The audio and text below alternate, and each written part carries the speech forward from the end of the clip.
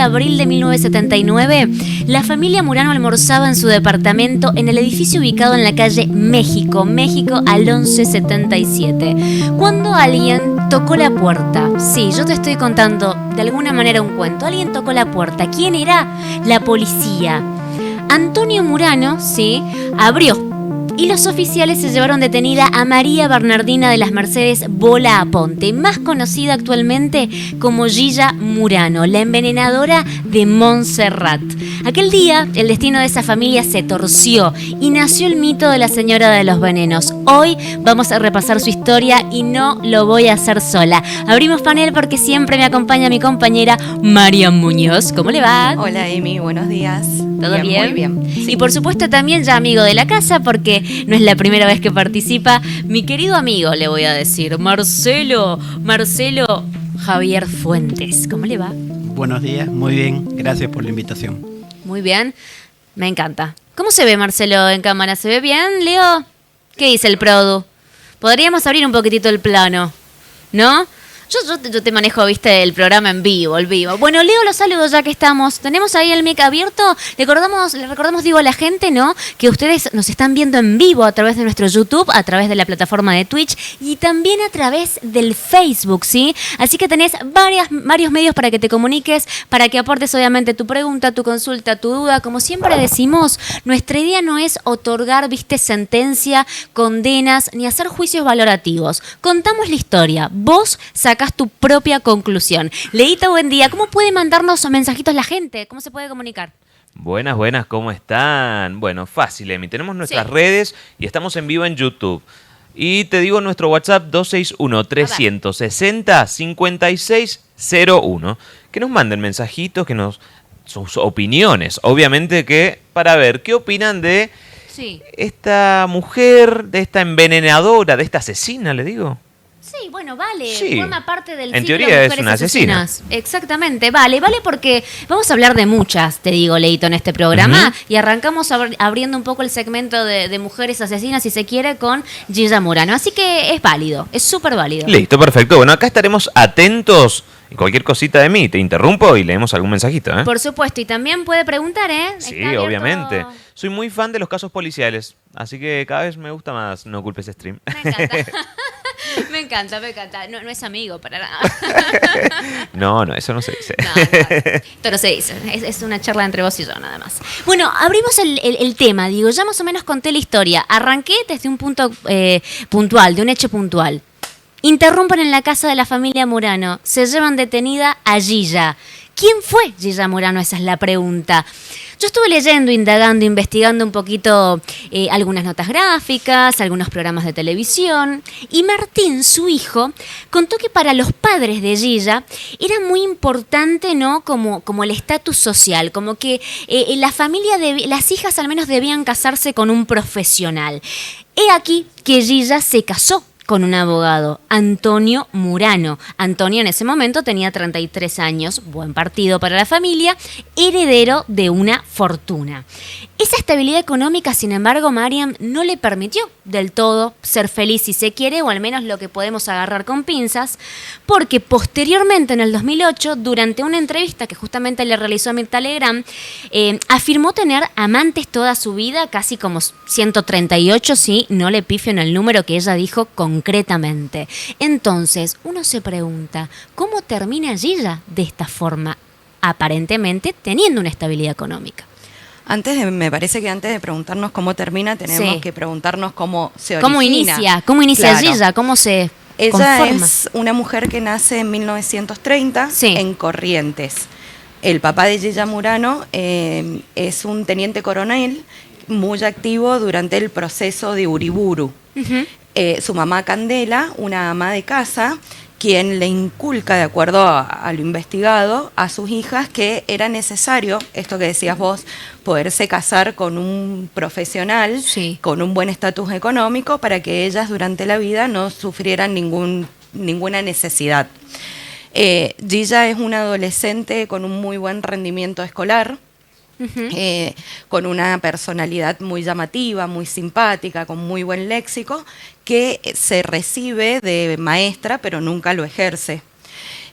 Mira. Durante una crisis económica, si bien su familia de origen tenía una posición económica adecuada, Sí. durante una crisis económica de las tantas que pasó el país, ellos pierden mucha adquisición económica y deciden viajar a Buenos Aires, a la capital del país.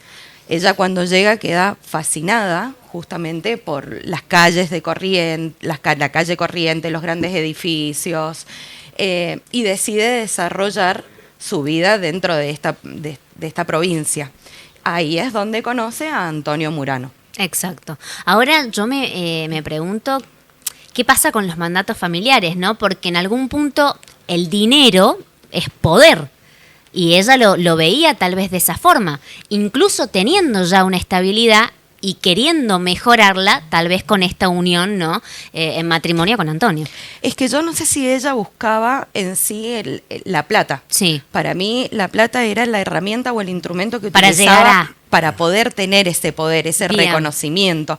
Ya cuando lleguemos a la parte de lo que determina la pericia psiquiátrica, Sí. Te interrumpo, Mariam, perdón, acomodemos el mic para que se nos escuche mejor. Perfecto. Sí.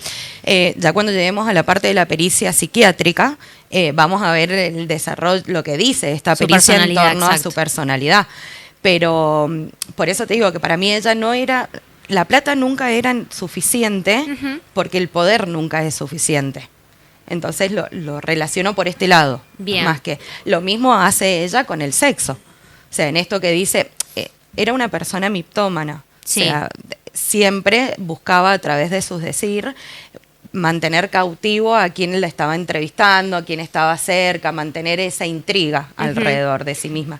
Entonces, en una entrevista dice que son 138 los amantes, en otra 254, en Exacto. otro 220.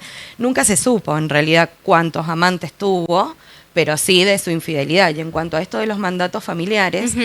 si lo hablo estrictamente desde la psicología, es lo que nos rige, es aquello con lo que nosotros crecemos de forma explícita o implícita, y que sin darnos cuenta, la mayoría de las veces, son los que guían de forma inconsciente nuestras decisiones en la vida. Están tan arraigados en nuestra forma de ser, nuestra personalidad, nuestra forma de pensar, sentir, que ni siquiera nos los cuestionamos a esto, porque muchas veces ni siquiera lo reconocemos. Entonces, si Sí. tenemos una mamá que desde chiquita nos está diciendo, te tenés que casar con una persona con un buen estatus económico, con un buen estatus social, para que nunca te falte nada, es casi seguro que Exacto. en la edad adulta busques justamente eso.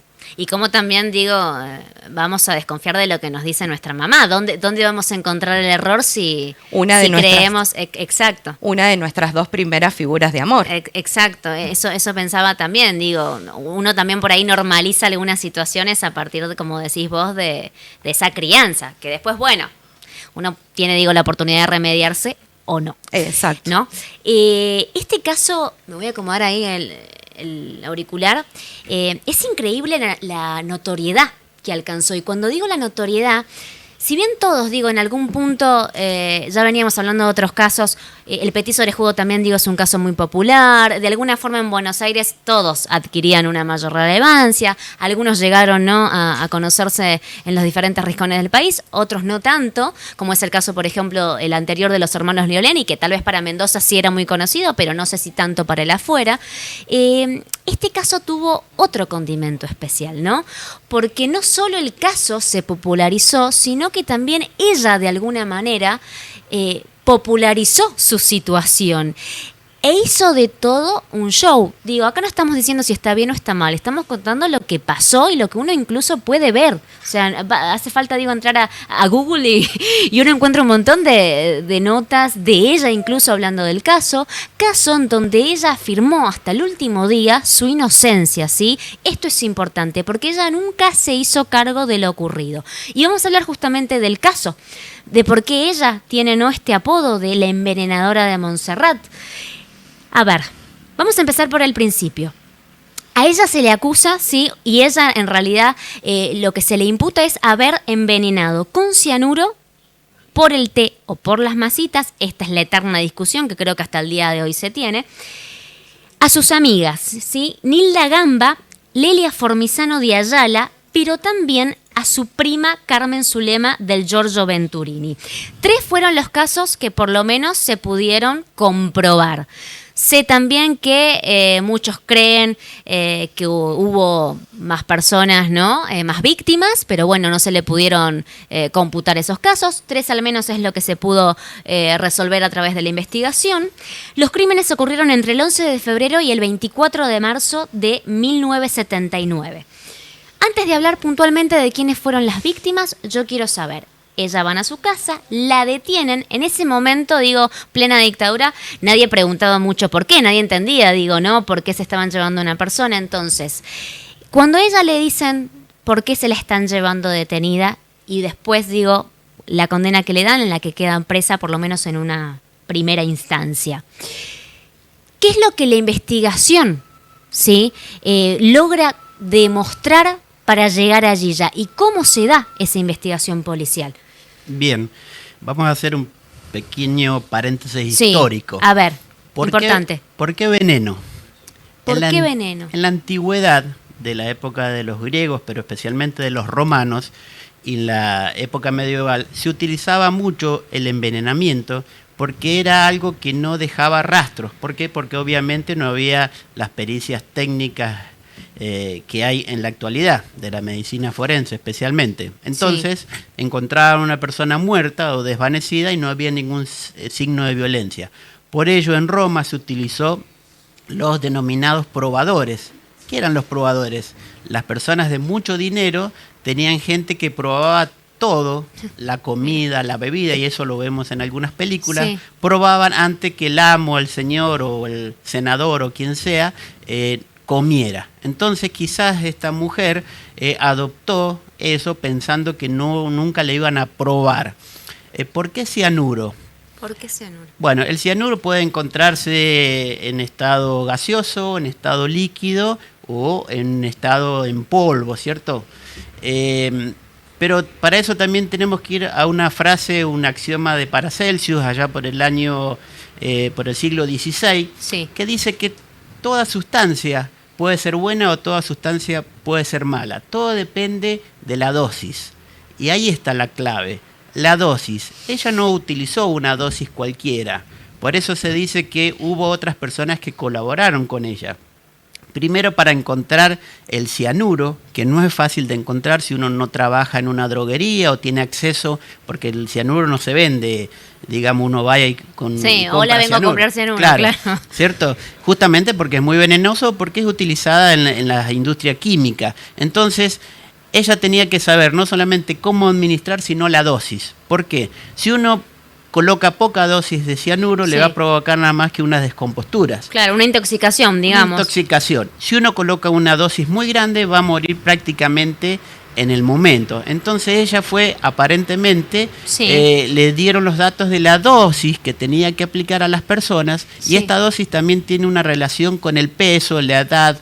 y con otros detalles de la persona. O sea que aparentemente hubo otras personas que trabajaron con ella. Eso te iba a decir, porque claramente, digo, alguien la debe haber ayudado para acceder justamente a este tipo de sustancia y para poder explicarle, ¿no? Y posteriormente también esconder cualquier tipo de información que se pudiera filtrar. Pero entiendo que nunca se pudo comprobar ningún tipo de testigo, ni tampoco de alguien que la pudiera... Cómplice. Un cómplice, eso. No, cómplices no, pero sí indicios, ¿cierto? Porque... Un amante se mencionó en un momento. Claro, se mencionó dos tipos de personas.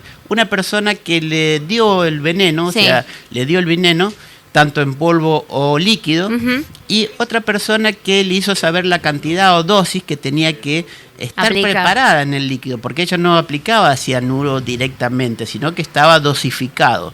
Entonces ahí ya tenemos personas que directa o indirectamente trabajaron o colaboraron con ella. Si bien ella lo administraba, el veneno, en los dos primeros casos, en las autopsias, no pudo encontrarse el veneno en forma directa. ¿Por qué? Porque se encontraron metabolitos del cianuro, es decir, que ya había un proceso, porque cuando se hicieron las exhumaciones de cadáveres, sí, en la tercera mujer que muere, como había pasado muy poco tiempo, ahí sí se encuentra. Pero hubo otros indicios que determinaron, por ejemplo, que ella ingresó al departamento, que faltaban los pagarés y todas esas cosas. Entonces, un cúmulo de indicios hicieron que ella fuera posteriormente condenada. También tenemos que hablar que criminológicamente estamos ante la presencia de una asesina serial. La primera mujer asesina serial en Argentina, ¿puede ser? Sí, puede ser, pero es una asesina serial, mata a más de 2 personas, tiene periodos periodos de enfriamiento, pero a diferencia de otros casos en el mundo, son periodos muy cortos, porque pasó muy poco tiempo. Normalmente los asesinos seriales suelen pasar 6 meses, 1 año. No, fueron periodos muy cortos. Y es una asesina serial organizada. ¿Por qué? Porque no solamente que organizó, consiguió el veneno, buscó, digamos, diversos... contrató aparentemente o pagó a un médico para que hiciera un certificado de defunción, porque las primeras muertes tenían certificados de defunción, y eso hace que ella organizó. Entonces estamos ante una asesina serial organizada, una mujer inteligente, ya dijo nuestra compañera que había sido docente, con alto nivel intelectual, y verdaderamente que era una engañadora. Básicamente es muy común en las mujeres que realizan este tipo de acciones. Eso me gusta que mencionaste engañadora, porque está bien, digo, es un caso muy popular, quizás muchos ya saben el móvil de por qué las mató o no, pero las nuevas generaciones tal vez que se van sumando ahora, no sé si tienen en claro, tal vez las sintieron nombrar, entienden quién fue Yella Murano, pero tal vez no el móvil. Hay que aclarar que ella mata, esto es muy similar a lo de los hermanos Lionelli en realidad, ¿no? Ella mata por dinero, o sea, ella... era una usurera, para que se entienda, ¿no? Ella pedía plata y luego no la podía, o no la quería en realidad, mejor dicho, devolver. Esto pasa con sus amigas y su prima, que su mejor, digamos, resolución fue terminar con la vida de ellas para no terminar de darle la plata. De hecho, es la sobrina la que la denuncia a partir del último crimen que ella comete. Exacto. Porque lo único que faltaba de la casa de su mamá, o sea, de la prima de Yella, es el pagaré que ella le había firmado al momento en que la prima le había dado el dinero. Claro, ella, lo que entiendo es como que ella prometía invertir la plata para sacarle mayor intereses. Creo que esa época es algo de la bicicleta, si no me equivoco, ¿verdad? La bicicleta cambiaria. La bicicleta cambiaria. Hay que ubicarse un poquito, a ver, como en la historia. Vos decías, para los más jóvenes. Exacto. Estamos hablando en 1979, una época muy convulsionada, especialmente en el ámbito económico, donde los bancos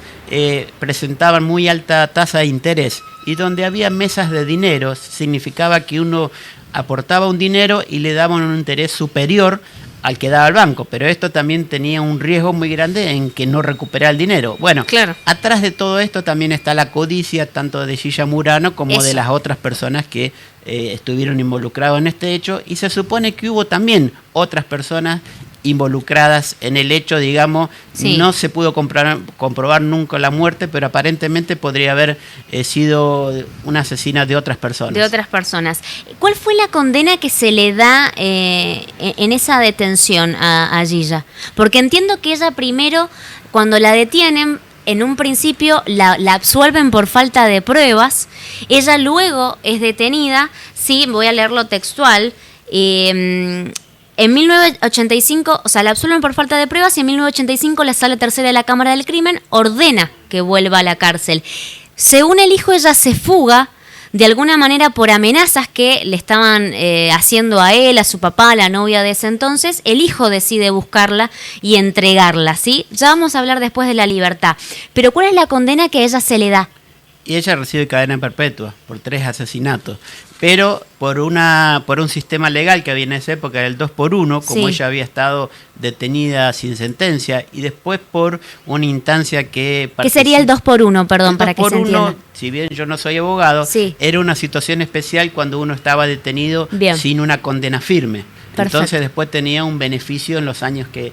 Pero ella también, hay un indulto presidencial de esa época, Sí. donde ella posteriormente por eso recupera la libertad. Está 16 años presa en la cárcel montón. de Ezeiza. Bien, vamos preparando el primer audio, me avisan cuando le podamos ya dar el play, ¿sí? ¿Todavía no? Perfecto. Son algunos testimonios que pudimos recolectar desde la producción de dichos, ¿no? En primera persona de Gilla, donde insistimos con esto de que ella hasta el último día mantiene su inocencia. Y a mí me parece fantástico, y esto lo digo así, por favor que no se malinterprete, el timing que maneja, porque ella sale de la cárcel, termina siendo panelista, le invitan, después, a partir del libro, lo hablábamos fuera del aire, digo, a partir del libro que escribe su hijo, se hace una obra de teatro, un musical, como que adquiere tanta popularidad, pero tanto show del cual ella es partícipe en algún punto. Y de hecho es entrevistada por figuras importantísimas Mirta Legrand, de la televisión. Por ejemplo. Mirta Legrand, Chiche Soledad Helbrum. Silveira. O sea, toma mucho auge Exacto. su situación.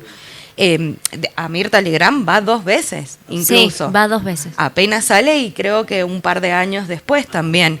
Y siempre jugando con esta ironía, con esta necesidad de dejar la intriga abierta. El manejo de los silencios, el suspenso, ¿no? La ironía. Ella tenía un poder de... O sea, uno no la entrevistaba a ella en realidad. Ella te estaba entrevistando a vos porque decidía qué responder, cómo responderte y te cambiaba automáticamente. Nunca todo. respondía nada en realidad. Exacto. Era una mujer que hablaba muchísimo y no terminaba diciendo nada. De hecho, en una de las entrevistas a ella le pregunta si efectivamente había asesinado a estas 3 mujeres y ella le dice no. Una vez más sigue sosteniendo su inocencia y después de decir que no, que ella no las había matado, le dice al periodista, pero querido, ¿qué asesino te va a decir la verdad? O sea, siempre jugando Claro. con esta doble, Sí. con este doble sentido de te digo lo que vos tenés ganas de escuchar, pero detrás te sigo dejando abierta la intriga. Totalmente. ¿Tenemos el audio para escucharlo? Bueno, mientras ahí...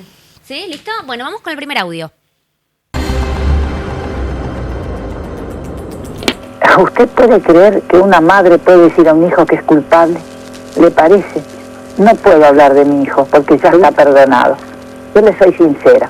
Para mí es el dolor más grande que tengo. Porque yo digo, muchas madres lloran a un buen hijo muerto, ¿no? Yo estoy llorando a un mal hijo vivo. Bueno, teníamos igual, digo, subtítulos, algo podíamos leer. En ese audio, ¿sí?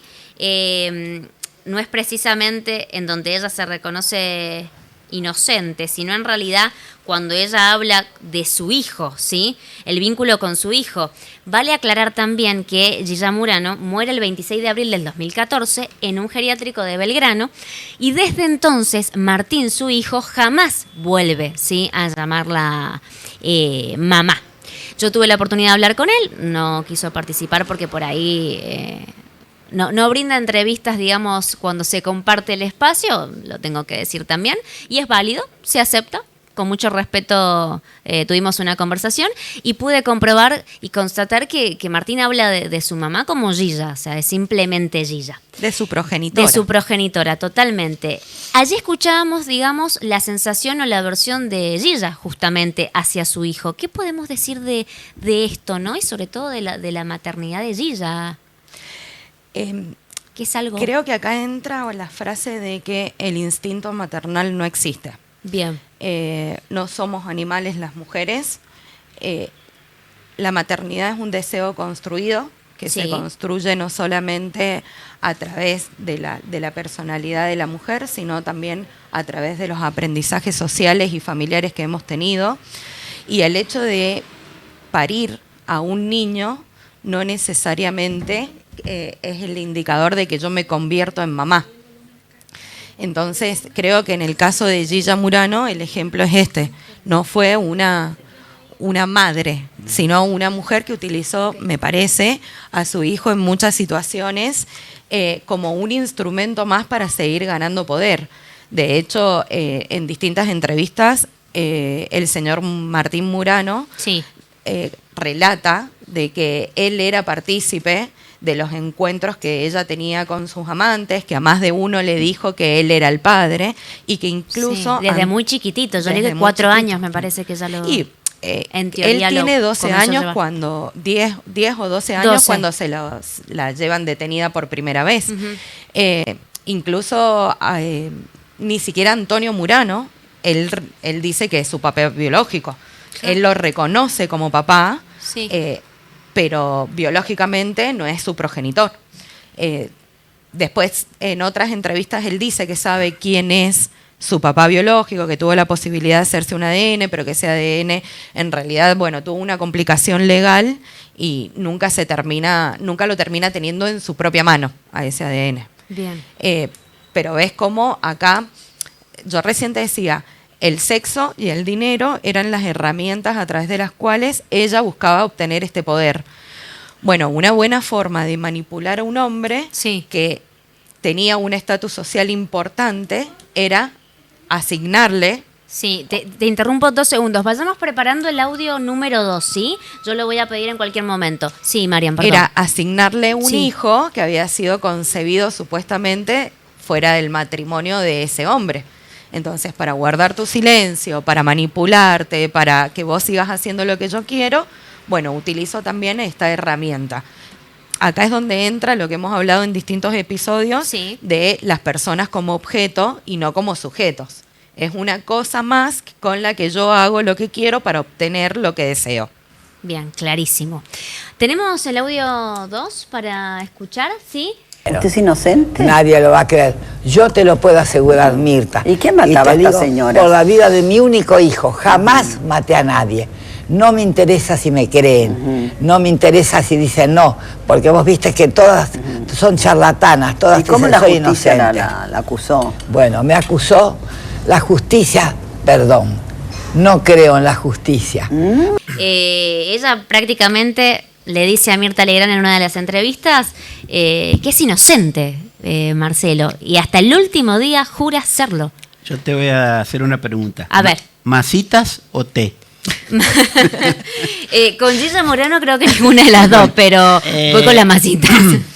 Bueno, el cianuro, por lo que yo he estado investigando, se volatiliza a muy baja temperatura, motivo por el cual si ella hubiese colocado el cianuro líquido en el té hirviendo, se hubiese volatilizado, motivo por el cual es más práctico que lo haya disuelto en algún líquido en la dosis específica que le habían dicho y colocado en las masitas.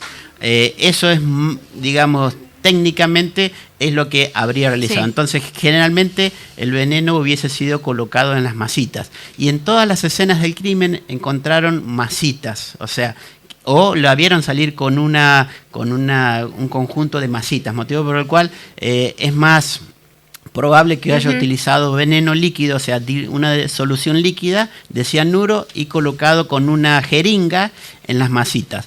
La pregunta que debe hacerse del público dice, ¿cómo no las personas no encontraron el sabor? Bueno, claro. El cianuro no es que lo tenemos que estar probando, pero no tiene sabor. Por favor. Sí tiene un aroma a almendras, digamos, amargas. Sí, pero es un aroma hasta casi que es bueno al olfato, pero no tiene sabor. Entonces, por ello... Uno no desconfiaría, digamos, al probarlo. Para nada, y no encontraría sabor. Por eso estamos hablando, como decíamos, de esta asesina organizada que buscó un elemento que iba a ser, en la dosis necesaria, iba a producir el efecto obviamente que ella quería. Bien, acá hay que hablar indudablemente entonces de qué fue lo que arrojó la pericia psiquiátrica a partir de esto. Sí, esto te lo quiero leer textual porque Por favor. me pareció una maravilla. A ver. Psicópata inteligente con alto desapego emocional, narcisista, manipuladora y con tendencia a transgiversar la información. Posee una personalidad polifacética de rasgos histéricos, paranoides y perversos, emocionalmente fría e impulsiva, acostumbrada a expresarse verbalmente de forma exagerada, exhibicionista, desprejuiciada y maliciosa, que tanto con palabras o con acciones y gestos tiende a aplastar al adversario o a avasallarlo, para si es posible, luego utilizarlo de acuerdo a su necesidad. A su conveniencia, claro. Me pareció bellísima la descripción que hace el que se psiquiatra. nota, insistimos en cada entrevista que ella da, insistimos con esto, el poder y el manejo de sus silencios, de sus palabras. La gesticulación, la personalidad histriónica es aquella que seduce todo el tiempo. Sí. Busca captar la atención de quien está enfrente. Totalmente. Y en ella se ve, en cualquier entrevista, se ve que lo consigue. Sí. Y bueno, y como buena psicópata, más allá del diagnóstico, este psicópata manipulador, inteligente, utiliza la mentira muy a su favor, teniendo en cuenta esto que hablábamos de la alta empatía cognitiva que tiene un psicópata y la baja empatía emocional que también lo tiene. Yo creo que también, digo, ¿qué presión deben haber tenido los medios también cuando le entrevistaban en algún punto? Porque también sabían a lo que se enfrentaban y era como una entrevista donde yo no sé si hubiese sido igual con otro asesino, digo, ¿no? En algún punto que fue un show mediático, ¿no, Marcelo? Bueno, esto desde la criminología, los latinos especialmente, y los argentinos más en especial, somos muy morbosos. Sí. Morbosos al asesinato, morboso a la sangre. Morboso lo vemos en la calle ante los accidentes de tránsito. Siempre los periodistas están diciendo que ante un accidente de tránsito no nos detengamos porque vamos a provocar otro accidente. Y esto pasa todos los días, todas las mañanas, todas las noches. Entonces, había un morbo muy especial. Y en uno de los programas de Mirta Legrand se ve que la producción le coloca unas masitas y le dice a Mirta Legrand si va a comer una de esas masitas. Mirta Legrand le dice no porque engordan. O sea que había toda una morbosidad atrás de todo esto. Y en criminología, la criminología busca el porqué. El porqué. Preparemos el audio 3 que tiene que ver justamente, sí, Marcelo. El porqué, porque como yo le decía, a los latinos especialmente, los anglosajones son un poco más fríos, pero a los latinos, pero especialmente a los argentinos nos encanta el morbo de la sangre, del asesinato, de la historia. Entonces llegó a tener hasta un propio programa. Tenía un propio programa, eso es increíble. Bien, vamos con el audio número 3, el tercero, que justamente habla de las masitas. Voy a contar lo de las masas rápido. Sí. Yo llego con las masas, con el paquetito de masas, y me dice, ay, qué suerte, qué suerte. Como no me atendía nadie, tocó el timbre. Me atiende el portero, creo que se llamaba un tal González, con una cara, no te quiero decir de qué, ¿no? Te digo de Tulo, pero vos ponés la C. Entonces le digo, discúlpeme, pero estoy tocando, mi prima me espera. Qué suerte que ha llegado, qué suerte. Su prima está esperando, está en la escalera. ¿Cómo en la escalera? Le digo, sí, dice, estaba tirada en la escalera y le estaban haciendo respiración boca a boca. Las masas nunca llegaron a ella, te voy a decir por qué, Mirta. Acá lo digo con vos y no lo digo más. Llegaron, yo me he ido adelante porque el médico que iba con mi prima atrás se ve que le iba aplicando oxígeno. Entonces me dijo, siéntese usted adelante. Y dejó las masas al lado mío. Cuando bajo, para bajar con mi prima, me olvido las masas. Así que las masas nunca pasaron por mi prima. Y la persona... ¿Y quién comió las masas? Que me vio, te voy a contar quiénes comieron, varios. Entonces yo cuando bajo, me olvidé las masas. Y una de las de allí de la guardia, le vino el chofer, le dijo, mire, la señora se ha ido ya. Dice, no sé si va a volver porque dijo, me voy a avisar esto. Entonces, ella llevó el paquete de masas y dijo el jefe de guardia, que sabía el nombre de él en este momento, no me acuerdo, un gran cardiólogo, dice, puedo asegurarles una cosa, dice. Todos hemos comido de esas masas y nadie ni siquiera se ha descompuesto. Te lo puedo asegurar. ¿Y de qué murió su prima? No sé de qué murió, pero lo único que puedo decirte es que yo no la maté, Mirta. ¿Y de qué murió? Le pregunta Mirta. ¿Y de qué murieron entonces? No sé, dice Gilla, Marcel. Bueno, pero esto es típico de las envenenadoras, como decíamos en la historia, pero bueno, en las historias más recientes es típico. Ahora todos decimos qué error cometió como asesina serial. Bueno, el error que cometió es que los periodos cool, los periodos fríos entre una muerte y otra fueron muy cortos. Chiquitos, sí. Quizás si hubiesen pasado varios años entre un periodo y otro, no se lo podría haber acusado, no habrían encontrado indicios, pero realmente fue 3 asesinatos en muy poco tiempo. Entonces esto fue lo que llevó a la policía en un principio y después a la justicia a sumar un montón de cabos indicios más la última autopsia donde verdaderamente se encontró cianuro en la última autopsia. Bien. Marce, desde tu profesión, nosotros hemos venido viendo distintos asesinos seriales que han sido varones y que la forma en la que asesinaban era mucho más brusca o era directamente a través de armas, de herramientas que generaban daño. En el caso de las mujeres, ¿también tenemos asesinas de estas clases o las mujeres tenemos otro modus operandi? Bueno, esto tiene que ver mucho con el tipo de asesina mujer también. Generalmente la mujer inteligente, la mujer organizada, como era esta persona, utiliza estos ardides, estos engaños. Aunque en los últimos años, y seguramente vamos a ver algunos otros casos, hemos encontrado mujeres asesinas cumpliendo acciones como puede ser un varón. Y esto tiene que ver un poco con la sociedad, tiene que ver con la violencia que hay en la televisión o en los medios, en las redes sociales. Pero en este caso típico es prácticamente la asesina serial organizada, más allá que obviamente cometió este error, digamos, por así decirlo, no sé si decir error, que no dejó pasar muchos meses. ¿Pero por qué no dejó pasar muchos meses? Porque sus amigas le estaban pidiendo que devolviera el dinero, porque ella les decía que los iba a reinvertir y no, le dijeron no, devolverme el dinero. Marce, si no, con el mic, por favor, así te escuchamos bien. Había que devolver el dinero, entonces ella tuvo que hacer estas acciones en un periodo de tiempo relativamente corto. Y bueno, ahí sí fue como la policía y la justicia ató, digamos, esos cabos, esos indicios y esas pruebas. Y pudo llegar a la detención. Leito, te voy a hacer una pregunta. Y vamos a ir cerrando el caso a modo conclusión. ¿Conocías este caso vos, Leito? Lo conocía como muy por encima. Sabía que esta mujer era todo un show, ¿no? Pero no tenía tanta idea sobre la pericia psicológica, psiquiátrica. Es terrible. O sea, y cómo miente en la cara, no. Yo estoy impactado igual que vos, Emi, ¿eh? Igual que yo. ¿Qué opinión te merece, Gilla Murano? Siempre, como insistimos, digo, de la forma más respetuosa y subjetiva posible, claro está. A modo conclusión, ¿qué pensás de esta mujer? Mira, a modo de conclusión, yo creo que ella cumplió su condena y yo creo que con eso no sé si es reconfortable para las familias de las víctimas, ¿no? Como siempre digo, que siempre nos ponemos del lado de la familia de las víctimas, pero de un modo u otro pagó su condena y ya... Y terminó muriendo sola, ¿no? Exactamente, está pagando otra condena que no sabemos, ¿no? Arriba... abajo, no sé dónde le irá a tocar, pero está pagando otra condena, si es así, ¿no? Perfecto. Sí, Mariam.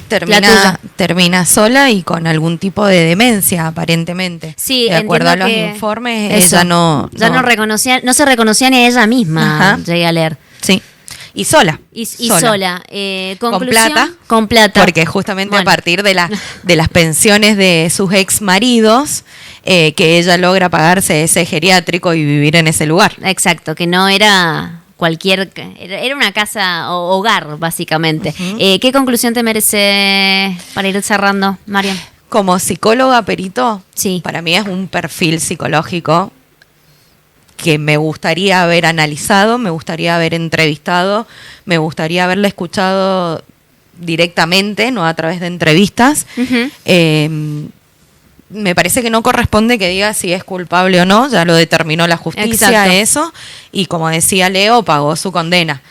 A mí me parece una mujer fascinante desde el lugar psicológico, para analizarlo. Como en algún momento creo que te dije que me parece también fascinante otros Exacto. personajes. Sí, lo recuerdo. Sí, totalmente como dice Leo, ¿no? En algún punto ella pagó la condena. Después para la gente dirá, digo, si estuvo bien, estuvo corta, si debió haber salido o no. Lo dejamos a la conclusión de cada uno. Y Marce, vos para cerrar, ¿qué podemos aportar? Un último detalle que Sí. quizás no lo comentamos. A ver. Los últimos años de su vida, Sí. en el último periodo, tuvo otra pareja, que era una persona no vidente. Y Ajá. aparentemente en uno de los programas de televisión, la familia la escuchó y se dieron cuenta con quién estaban. Y se separó inmediatamente y les había sustraído una gran cantidad de dinero a este no vidente, y también fue acusada de envenenar a la hijastra y, digamos, y a este no vidente, que tuvieron que ir al hospital y demás. No murieron, pero no sabemos si realmente fueron envenenados o no. Pero tuvo hasta una última pareja en sus años, en los últimos periodos de su vida. Bien. Clarísimo. De hecho, Sí. ella hasta el final se definía como una coquedora. Porque Sí. ese era buenísima. Utilizo esa palabra. Claro, para no decir la otra, una coquedora elegante. Y creo que a los 80, no sé a qué edad, ella dice que todavía sigue siendo el deseo de muchos Sí. hombres Lo escuché. que con 90 años todavía quieren seguir coquiendo con ella. Exacto, que justamente Mirta Legrand dice, ¿todavía tenés tantos hombres detrás tuyo? Sí, obvio. Bien, bueno, nos estamos ya prácticamente quedando sin tiempo. Recordá que puedes mandarnos tu mensajito a través de nuestro número de WhatsApp. Leo, ¿podemos repetir el numerito? Para que nos dejen casos que tendríamos que hacer. A ver. Sí, obvio, mira. Antes vamos a leer unos mensajitos Dale, rápidamente que nos dale, dejaron. a ver. Mira, por acá Omar Infranta dice, hola amigo de Canal 9, soy Omar de Maipú y les envío saludos a todos. Por acá Andrea Quiroga Saludos, dice, Omar. muy buen caso. En el libro del hijo confesó el crimen. Perfecto. Bien. Bueno, y ahora Saludos. sí repetimos nuestro WhatsApp, A ver. que es el siguiente, 261 Sí, 360 sí. 61, mira, ahí lo estamos viendo, 5601. Lo repetimos. A ver. 261 360 5601. Mira, se lo dije bien lento como para que memoricen. Listo. No Se lo tiene que aprender de memoria usted, Milce. Ah, no, yo también. ¿Qué pasó? Para eso estás vos, amigo. Bien, ahí leíste, entonces nos decía el número de WhatsApp. Recuerden, nos pueden proponer expedientes, ¿no? Como le decimos nosotros, ya que es un programa policial. Repasamos historias, contamos también casos que no son tan conocidos como los hermanos Leonelli. Y por supuesto, vos sacas tus propias conclusiones, más allá de que en la mayoría de los casos ya se otorgó, ¿no? Una sentencia y una condena. Vamos a hacer otra mujer asesina. ¿Les parece Rombolá? Yo ya les voy tirando. Sí, me ¿Les encanta. parece Rombolá? Que es una forma distinta que tenía que ver con lo que hablaba. Bien, entonces, tienen cita. Miércoles que viene abrimos el expediente de Rombolá, pero quiero leer tu mensaje. Hasta aquí llegamos. Gracias por sumarse. Gracias a los comentarios. Le mandamos un beso enorme. Chao.